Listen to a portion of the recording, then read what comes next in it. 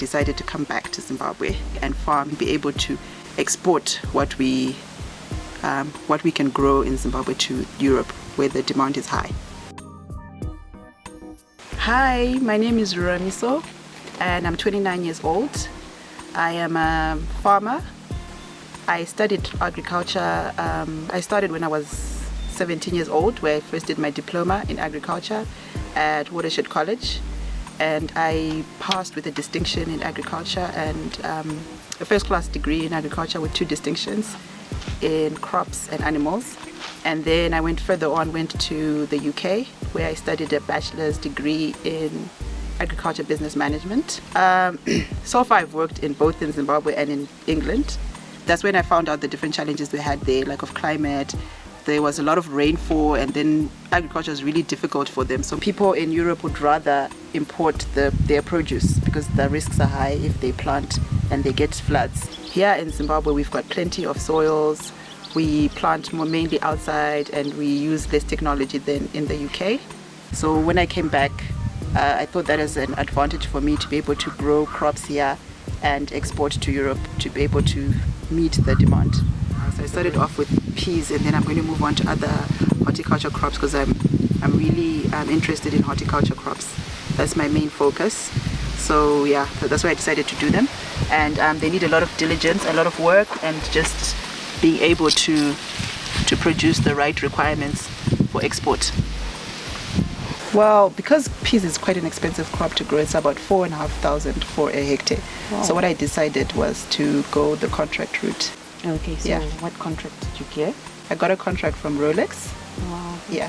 Nice. So do they take any people? What do you need to qualify for the contract? Well, all you need is that you just need to have land and water. All right. And then they come and assess your land, and then they can give you the contract. What about the type of soil? The type of soil? Yeah. Well, they'll do tests on your soil to make sure that you've got the right pH. But then any soil really can farm. Okay. You just have to know that this is my soil and get the correct chemicals. If you need to lime, like if your pH is below 5, then you need to lime 3 months before you plant. So any soil can do. So what challenges have you been facing so far with the peas? Mainly just the standards are really high of produce there. The requirement of produce is very, very high.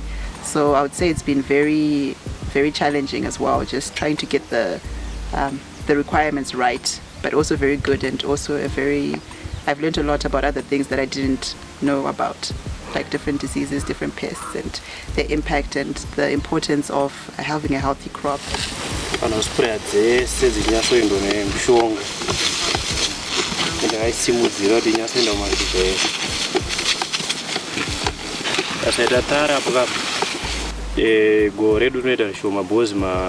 Effects of mune makonye chichi saringa chiruma zvikawanda so not affected.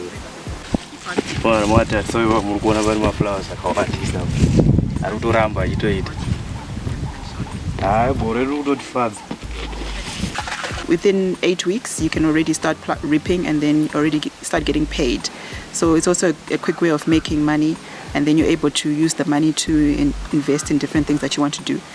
And a way that is guaranteed to be bought anyway, as long as you're diligent with it and produce good quality, because the demand is just too great at the moment for us to meet. So the more people who go into it, the higher chances we are of meeting the demand. This is all export quality. They don't have any defects. Yeah. So this water thing, that means that there's enough moisture in the soil. Okay. But then this is an over-mature crop. As you can see, the pods are too big. But can't you use this for something else? Like cook this? You can for yourself, but not for export. Okay. Those are the peas that you buy in the shops. Really? Like in TM. Okay. Yeah. The ones that are out like this. Yeah, those are the ones that you buy. That's what peas look like. Oh. Yeah. You see, this pod here, it's ready today. Tomorrow, it can actually be over-mature. So that's the thing. You can't say, my peas are ready. I'll come and pick 5 days time, because they'll be now over mature. And once it's over mature, it stops the other ones from growing. When I first started my first crops, I used to go to it. I didn't like the farm. Took me some time to adjust.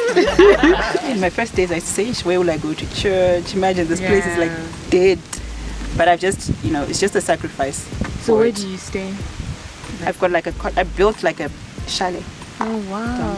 Just one room, my bedroom and my lounge. Probably I should come and see so that I can get an idea. Just a small little chalet.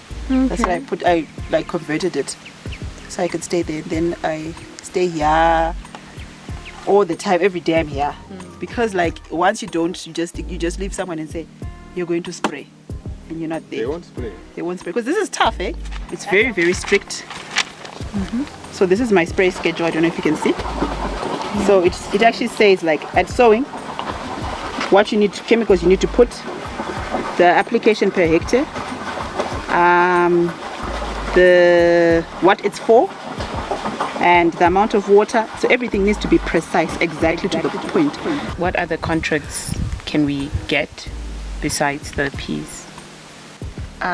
Well, to find out more information on just different crops and contracts that are available, you can always just go to the ZFU offices or the website or the Facebook group, and then from there you can inquire, and then they can just tell you the ones that are available at that time, and then that's just a good source. And then another way as well is also just to group up as young people and in tents and form group associations and clubs, and then together you can just share the cost of the crop, and then it's easier that way. Then you grow together.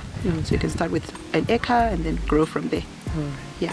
The young people are the ones with the energy and the strength. So really, and our fathers are retiring and they've made their mistakes, and we are here to learn new ideas, new ways, and we really should just be joining hands and farming.